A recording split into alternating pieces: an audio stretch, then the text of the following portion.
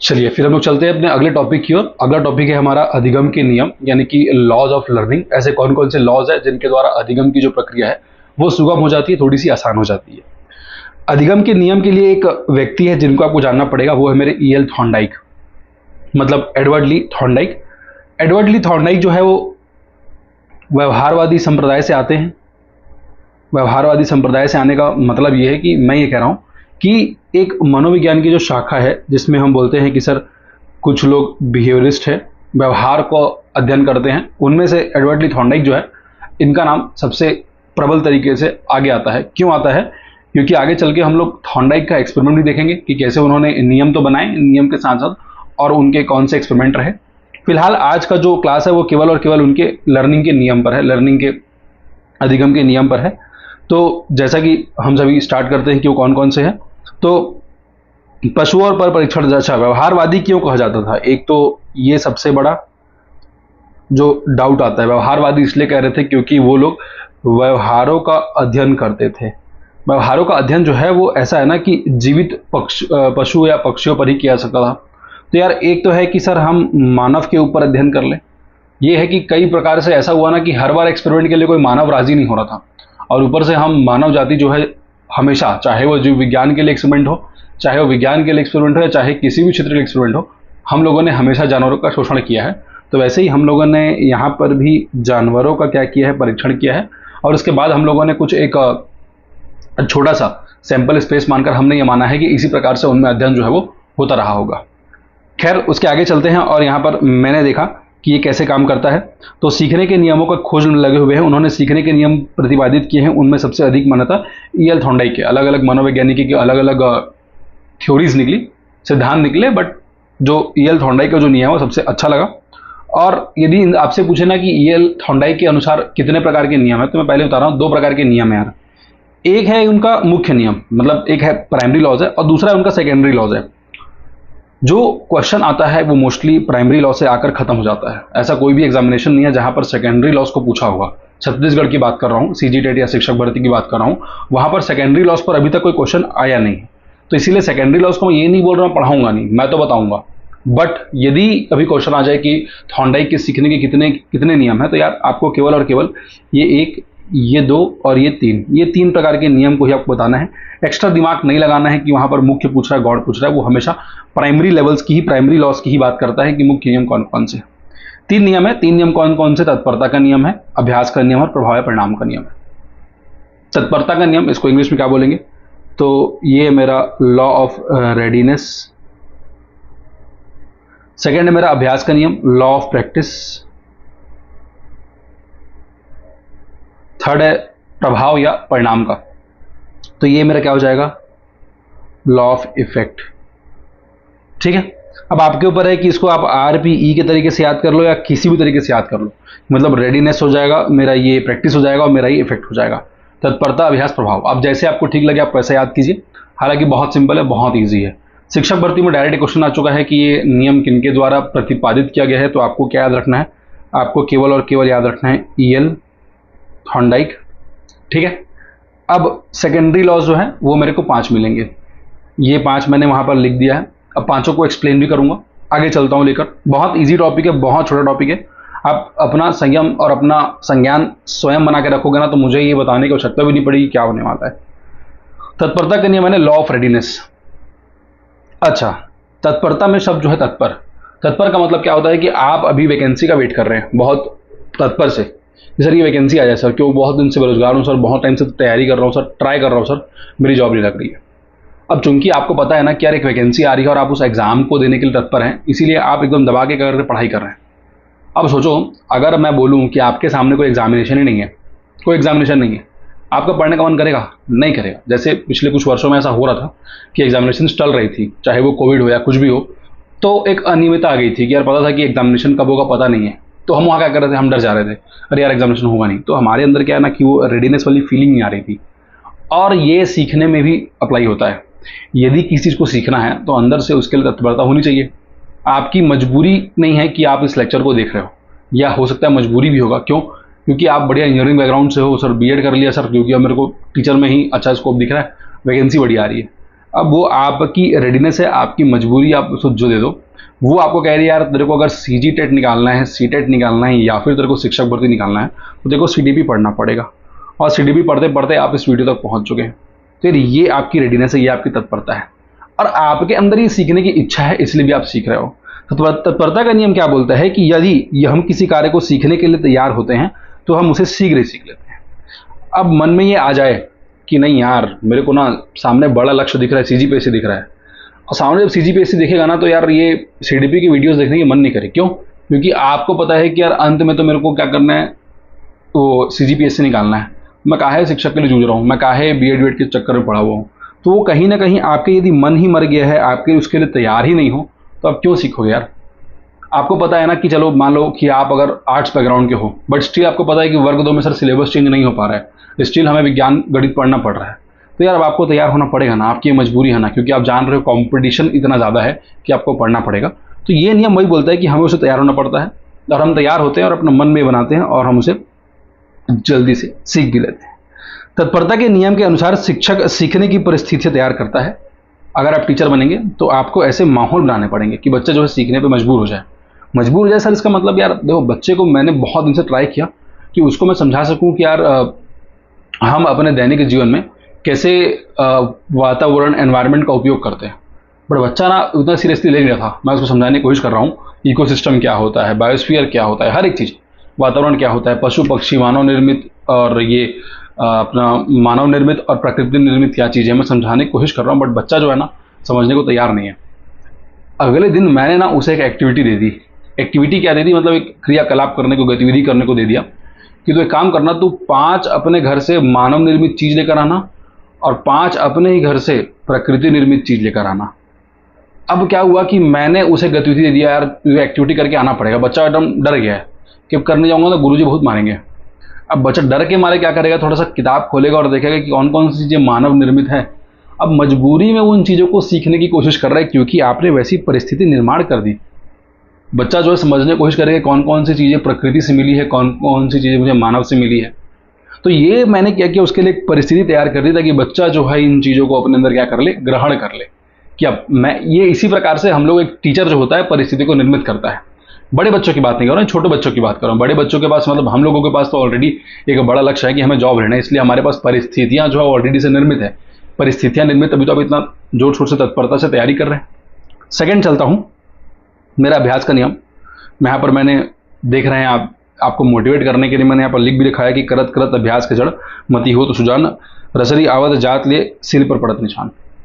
ये और कुछ नहीं, ये बोल रहे हैं कि आपको कंटिन्यूस क्या करना है, प्रैक्टिस करना है, कीप प्रैक्टिसिंग। और ये मेरा इस नियम को श्रम का नियम भी कहा जाता है। श्रम का नियम मतलब जान रहे हो, एक प्रकार से परिश्रम है। ये बोलता है कि आप किसी काम को बार बार जब दोहराते हैं, क्या करते हैं आप, जब आप बार बार दोहराते हैं तो आप उस काम को ज़्यादा जल्दी सीख लेते हैं। फॉर एन एग्जाम्पल, गणित की बात कर लो। गणित में पता चलता है कि सर एक ही टॉपिक है, चलो टॉपिक का नाम टाइम एंड वर्क ले लिया मैंने, समय और कार्य ले लिया। समय और कार्य में सर 15 प्रकार के प्रश्न हैं। अब 15 प्रकार के प्रश्न को आप जब एक बार पढ़ लोगे ना तो समझ में नहीं आएगा। आपको पता चलेगा सर हर एक 15 प्रकार के प्रश्न में हर एक प्रकार को मुझे कम से कम सर 30-30 क्वेश्चन बनाना पड़ेगा, तब वो मेरे स्कीमा में दिमाग में बैठेगा सर, वरना मेरे को ये दिमाग से निकल जाएगा। अब आपने क्या किया, मैथ्स का एक समय इतना आया, आपने व्यापम के पूरे प्रीवियस ईयर्स को क्या किया, इतना रट लिया, इतना याद कर लिया, इतना प्रैक्टिस कर लिया कि अब ऐसा है ना कि व्यापम के किसी भी एग्जाम में आप बैठते हो तो ऐसा लगता है कि यार आन दे, पुराना प्रीवियस ईयर से ही कुछ हट के आया होगा, और यदि मेरे से नहीं बन रहा होगा तो किसी से नहीं बन रहा होगा। ये एक मानसिकता जो है कब बनती है, जब आपने इतना प्रैक्टिस कर लिया है। एक और एग्जाम्पल देता हूँ, लॉ ऑफ एक्सरसाइज का, जो सही आपको बता रहा हूँ सीखने का। क्या होता है ना कि लॉ ऑफ एक्सरसाइज, अभ्यास का नियम, इतना व्यक्ति किसी चीज़ को इतना अभ्यास कर लेता है ना कि वो उसके सबकॉन्शियस माइंड में चला गया होता है, वो जो लर्निंग की प्रोसेस है।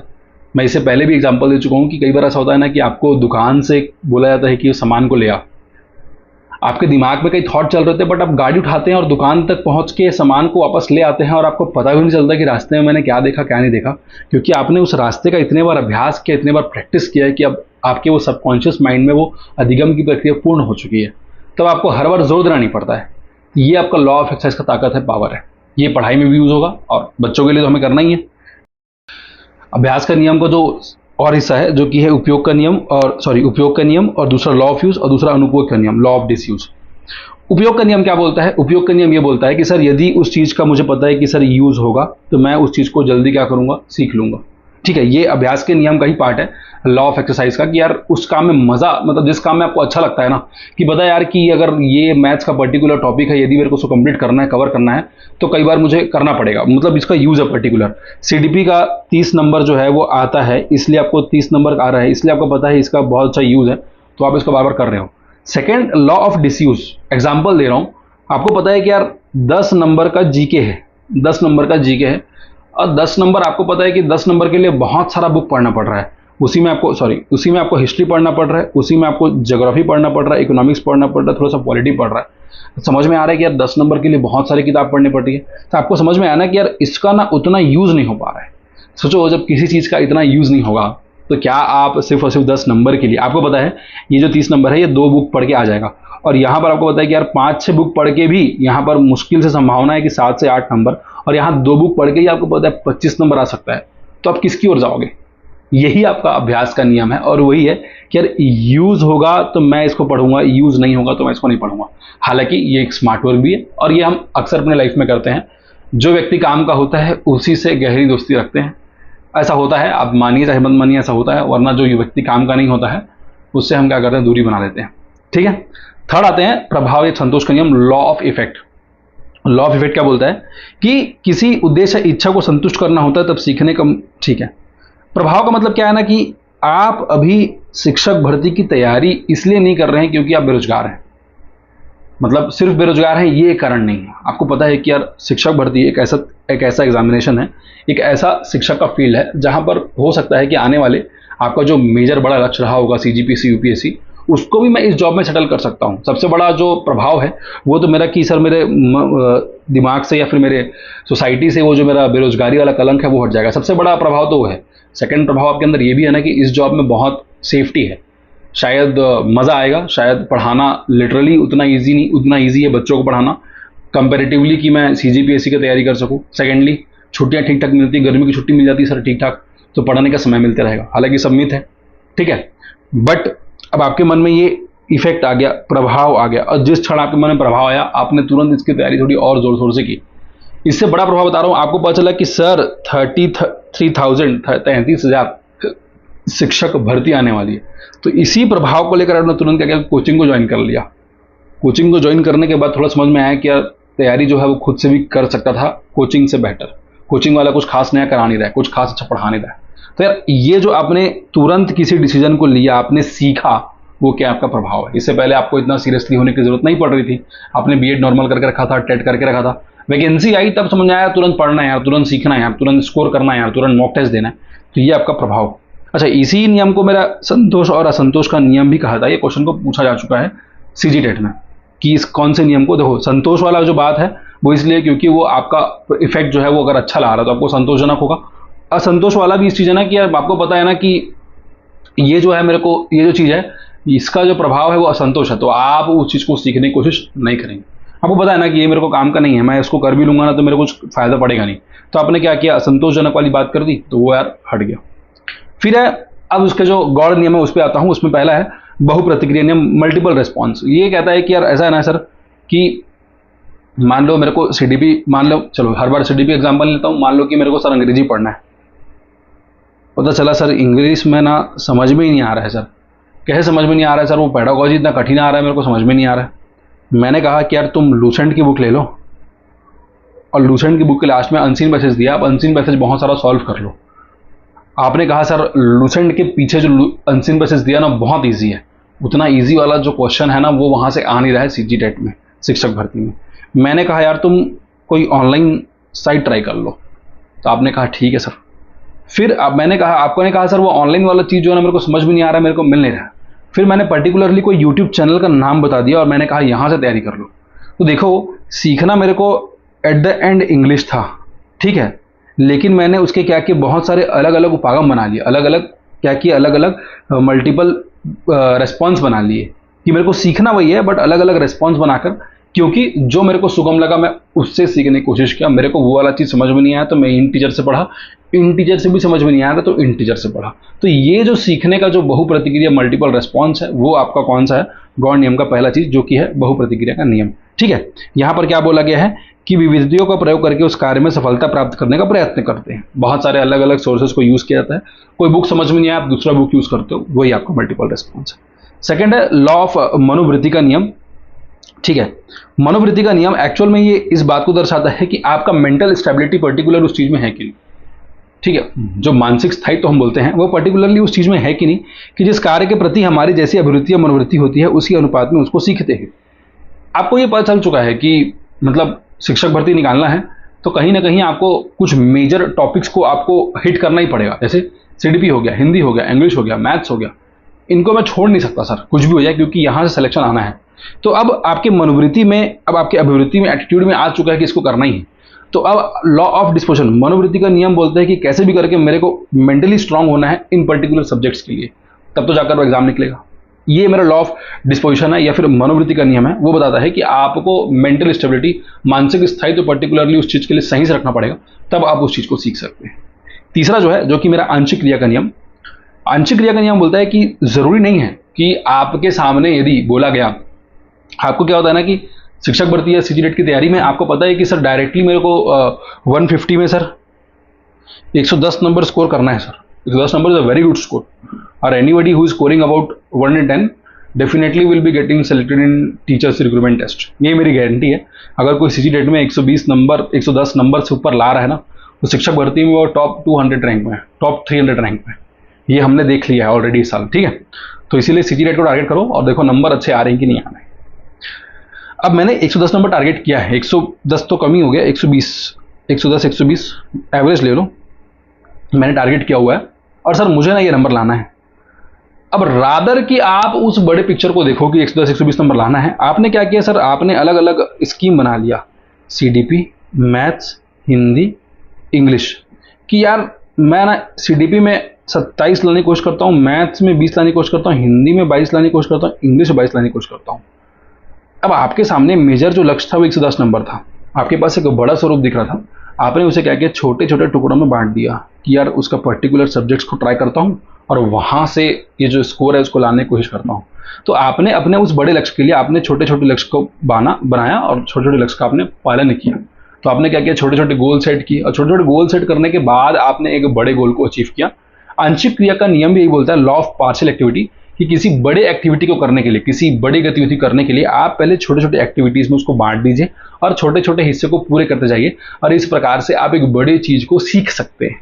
बच्चे को भी हम ऐसी धीरे धीरे सिखाते हैं, बच्चे को एक ही दिन में हम पूरे लाइफ की उसकी ट्रेनिंग को नहीं देते हैं, हम बच्चे को धीरे धीरे ब्रश करना सिखाते हैं, ब्रश करने के बाद धीरे धीरे उसे टॉयलेट ट्रेनिंग देंगे, टॉयलेट ट्रेनिंग के बाद हम उसे नहाना कैसे है, कपड़े कैसे पहने, धीरे धीरे ट्रेनिंग को दी जाती है। सब ट्रेनिंग एक ही दिन में नहीं दी जाती है, धीरे धीरे खाना कैसे खाना है, धीरे धीरे साइकिल कैसे चलाना है, स्कूल कैसे जाना है, बैग आना है, धीरे धीरे हम बच्चों को पढ़ाना सिखाते हैं। ये क्या है, आंशिक क्रिया का नियम है, क्योंकि हमें पता है कि बच्चे को आगे चल के बहुत बड़ा कॉम्पिटिशन फेस करना लाइफ में, और लाइफ अच्छे से जीना है, तो ये सारी चीजें उसको आनी चाहिए। तो ये आंशिक क्रिया का नियम है। आत्मीकरण का नियम यानी फिर लॉ ऑफ एसिमुलेशन, एसिमुलेशन वाला जो टॉपिक है ये आपको जीन पियाजे में बहुत अच्छे तरीके से समझ में आया है कि यार किसी भी चीज को सीखना, अपने स्कीमा में डालना, अपने पूर्व ज्ञान में उसे जोड़ना आपका एसिमुलेशन कहलाता है। इस नियम का अभिप्राय यह है कि हम जो भी नया ज्ञान प्राप्त करते हैं उसका आत्मीकरण कर लेते हैं या उसे आत्मसात कर लेते हैं, एसिमुलेट कर लेते हैं। जो शब्दों में हम नवीन ज्ञान को अपने पूर्व ज्ञान में स्थायी अंग बना लेते हैं। मैंने कहा ना कि ये जीन पियाजे का थ्योरी कॉन्सेप्ट है कि आप किन चीजों को कैसे एसिमुलेट करते हो अपने अंदर, कैसे सामने वाला व्यक्ति जो है वो आपको समझाना तो चाह रहा है, जैसे कि मैं समझाना चाह रहा हूँ, बट क्या आपकी वो एसिमुलेशन की पावर है? क्या आप जीन पियाजे बोल रहा हूँ तो क्या आपने पुराना वीडियो जीन पियाजे का देखा है? और आपने यदि वही नहीं देखा है तो एसिमुलेशन जो टॉपिक है आपको समझ में ही नहीं आ रहा होगा अभी ये क्या बात कर रहे हैं। तो ये एसिमुलेशन वाली टॉपिक जो है वो तब समझ में आएगी जब पुराना जो है टॉपिक क्लियर हो जाएगा। तो यार वो आत्मसात करने की बात कर रहा है, वो आपके अंदर समझने की बात कर रहा है। तो व्यक्ति तभी सीख सकता है जब अपने अंदर एसिमुलेट कर ले, जब अपने अंदर आत्मसात कर ले, अपने अंदर उस चीज को डाल ले, तब जाकर वो किसी चीज को सीख सकता है। ठीक है, अच्छा यहाँ पर शायद मैंने एक नियम लास्ट में छोड़ दिया है जो यहाँ पर लिखा नहीं पाया, कोई दिक्कत नहीं। लास्ट वाले नियम को संबंधित परिवर्तन का नियम, संबंधित परिवर्तन का नियम जो होता है ना, ये संबंधित परिवर्तन का नियम ये बोलता है कि जरूरी नहीं है, इसको बोलते हैं साहचर्य परिवर्तन का नियम भी बोलते हैं इसको हम लोग। इसमें ये बोलाता है कि जरूरी नहीं है कि सामने जो व्यक्ति है वो तभी सीख सकता है जब, जैसे एग्जाम्पल देता हूँ, गुरु द्रोणाचार्य और अर्जुन की कहानी हम सभी जानते हैं। अब जब अर्जुन इतना अच्छा धनुर्धर इसलिए था, इतना अच्छा आर्चर इसलिए था, क्योंकि उसके सामने द्रोणाचार्य थे। बट आपको पता है कि उसके साथ एक और स्टूडेंट था जो अर्जुन से भी बेस्ट था, जिसका नाम था एकलव्य। और एकलव्य ने क्या किया था, वहां पर साहचर्य अधिगम किया था। मतलब उसने क्या किया था, उस पर्टिकुलर आदमी का क्या किया था, एक पुतला बनाया था। पुतला बनाकर उसने सीखने की कोशिश की थी।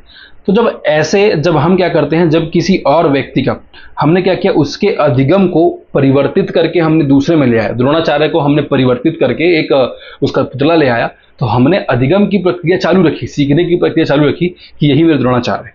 तो इस प्रकार से जब हम किसी चीज का परिवर्तन करते हैं, कि सीखने की जो माध्यमिक क्रिया है, सीखने की जो फिर पारस्परिक क्रिया है, उसमें जब हम परिवर्तन करते हैं, साहचर्य करने का जो परिवर्तन करते हैं, वही मेरा एक प्रकार से अधिगम है। जहां पर ये जरूरी नहीं है कि पर्टिकुलरली उसी व्यक्ति पर्टिकुलर को यूज कर रहे हैं।